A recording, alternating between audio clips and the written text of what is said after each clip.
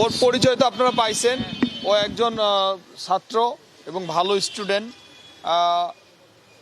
ওর যখন অ্যাক্সিডেন্ট হয়ে ঘটনাটা ঘটে, আমাদের মানবিক নেতা, প্রিয় নেতা, সবসময় যার মন কাঁদে এই দেশের জন্য, সবসময় যার মনটা পড়ে থাকে এই দেশের জন্য, যার ধ্যানে জ্ঞানে বাংলাদেশ, যে ছিল স্বাধীনতার ঘোষকের সন্তান, যে স্বাধীনতার ঘোষকের সন্তান, সেই সন্তান এবং সাবেক প্রধানমন্ত্রী বেগম খালেদা জিয়ার সন্তান জনাব তারেক রহমান, মানবিক নেতা। এই মানবিক কাজগুলো আমরা বিএনপি পরিবারের মাধ্যমে করে আসছে। আমরা বিএনপি পরিবার তৈরি করেছে এই সমস্ত ছাত্র এবং জুলাই যোদ্ধা যারা আছে এবং শেখ হাসিনা, স্বৈরাচার শেখ হাসিনার সময় যারা পঙ্গুত্ব বরণ করেছে, এদের পাশে দাঁড়ানোর জন্যই আমাদের এই সংগঠনকে জনাব তারেক রহমান তৈরি করেছেন। এবং এই সংগঠনের কাজ আপনারা দেখেছেন, আমরা বাংলাদেশের এই পর্যন্ত ৪৪টিরও বেশি জেলায় গিয়েছি, প্রায় ৫০০ পরিবার দোরগোড়ায় গিয়েছি এবং জুলাই যোদ্ধা সহ খুমগুন পরিবারের অনেক সেবা আমরা করে যাচ্ছি। সবসময় প্রতিনিয়তই আমাদের মানবিক নেতা জনাব তারেক রহমান আমাদের পরামর্শ দিচ্ছেন, তার পরামর্শেই আমরা কাজ চালিয়ে যাচ্ছি। তারই অংশ হিসেবে আজকে এই যে আপনার আমাদের এই ভাইটির বাইজিদের আজকে নতুন পা সংযোজন করা হলো। আমরা নতুন জীবন পেয়েছে উনি। আমরা এইরকম কাজ জনাব তারেক রহমানের পরামর্শে প্রতিনিয়তই করে আসছি। এর আগেও আমরা করেছি, আগামীতে আরও করতে হবে। এখানকার যে কর্মকর্তা যে আছেন এই হসপিটালটার,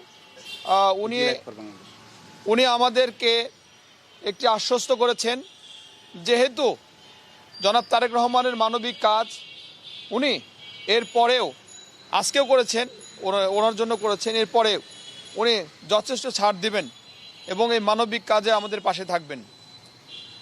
আরেকটি কথা না বললেই না, জনাব তারেক রহমান ফিরে আসছেন, তারিখ ঘোষণা হয়েছেন, আপনারা জেনেছেন, সময়ও আপনারা জেনেছেন, কিভাবে আসছে সবই আপনারা জানেন।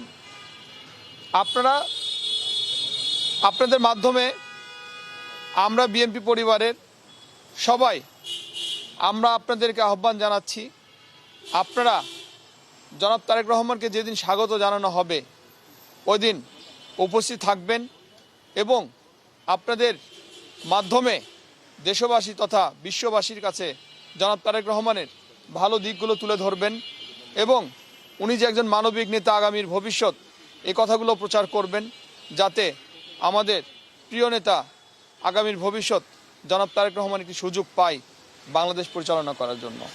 আর আপনাদের কাছে অসংখ্য ধন্যবাদ। এবং সর্বশেষে আমি সরি বলছি, আমার পিআইবিতে বড় একটি প্রোগ্রাম ছিল, এই জন্য আসতে দেরি হওয়ার জন্য। কত মানুষ সমাগম হতে পারে একটা বিষয়, আর আপনারা আশা করছেন কত মানুষ, আর আরেকটি বিষয় হলো যে তার যে রুট ম্যাপটা সেটি করা হয়েছে কিনা।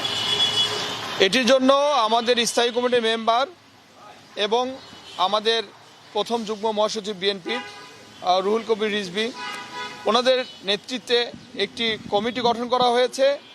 এই কমিটির অসংখ্য সদস্য আছে, যার মধ্যে আমিও সংবাদপত্রের জন্য একজন হয়েছি।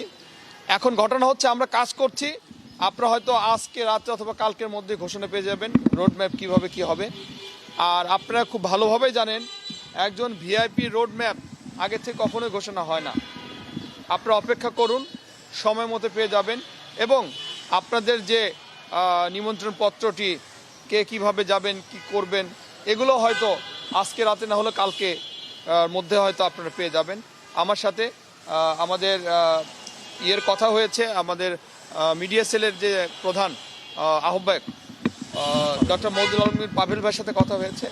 আপনারা আপনাদের নিমন্ত্রণপত্র পাবেন এবং ওখানেই একটা প্রাথমিক ধারণা পাবেন কিভাবে কি হবে। তবে হ্যাঁ, প্রাথমিক যেটা একদম প্রাথমিক সেটা আপনারা পেয়ে গেছেন যে উনি সরাসরি এয়ারপোর্ট থেকে নেমে ওনার মাকে দেখতে যাবেন এবং ওখানে 300 ফিটেই একটি বড় জামায়াত হবে, সংক্ষেপ জামায়াত। সংক্ষেপ এই জন্যে আমরা করতেছি যে ওখানে যদি সারাদিন রোডটা বন্ধ করে রাখি মানুষের জন্য দুর্ভোগ হবে, যানজট লাগবে সারা ঢাকায়।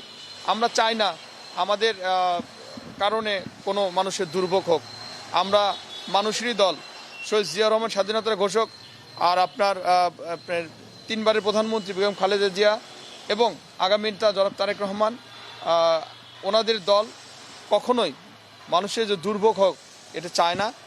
আমরা চাই মানুষ সুন্দরভাবে সুস্থভাবে চলাফেরা করুক, বাঁচুক। এই জন্যই আমরা সবসময় এই দলটির প্রতিনিয়তই কাজ করে যাই। নেতাকর্মীদের উদ্দেশ্যে কোনো বিশেষ বার্তা থাকবে কিনা, কোথায় জনসমাগমটা হবে সেই অনুযায়ী আপনার কোনো বার্তা দিচ্ছেন কিনা? নেতাকর্মীদের শুধু তো এটা নেতাকর্মীদের সীমাবদ্ধ থাকবে না, এখানে আপনি যারা আসবে আমার তো মনে হয় নেতাকর্মী 25% থাকবে আর 75% থাকবে সাধারণ এবং আপামর জনতা এবং সাধারণ জনগণ যারা জনাব তারেক রহমানকে ভালোবাসে, যারা শহীদ জিয়াকে ভালোবাসে, যারা বেগম খালেদাকে ভালোবাসে, তারাই এখানে ছুটে আসবে। আমরা আশা করতেছি এখানে মানুষ এমন আসবে যাতে শহীদ জিয়া রহমানের জানা যায় যেমন লোক হয়েছিল, হ্যাঁ, সেকেন্ড যেন এটা হয়। আমরা আশা করছি যে এই পরিমাণ মানুষ হবে এখানে। তাদের জন্য কোনো নির্দেশনা আছে কিনা, কোথায় তাদের জন্য নির্দেশনা এটাই, আমি তো মানে গতকাল রাতেই আমি শুনেছি ঢাকা শহরে নাকি তারা আসা শুরু করেছে এবং আমি আমার জেলা বগুড়া থেকে কয়েকজন এরকম আমাকে এসে ফোন করেছে। আমি দল ধরে তারা অলরেডি চলে এসেছে, তারা বিভিন্ন বাসা বাড়িতে আশ্রয় নিয়েছে। আমি তাদের উদ্দেশ্যে বলবো ঢাকা শহরে সুশৃঙ্খলভাবে থাকবে এবং আমাদের কর্মসূচি শেষ করে তারা আবার সুশৃঙ্খলভাবে জেলায় তার নিজ নিজ স্থানে ফিরে যাবে। আসসালামু আলাইকুম।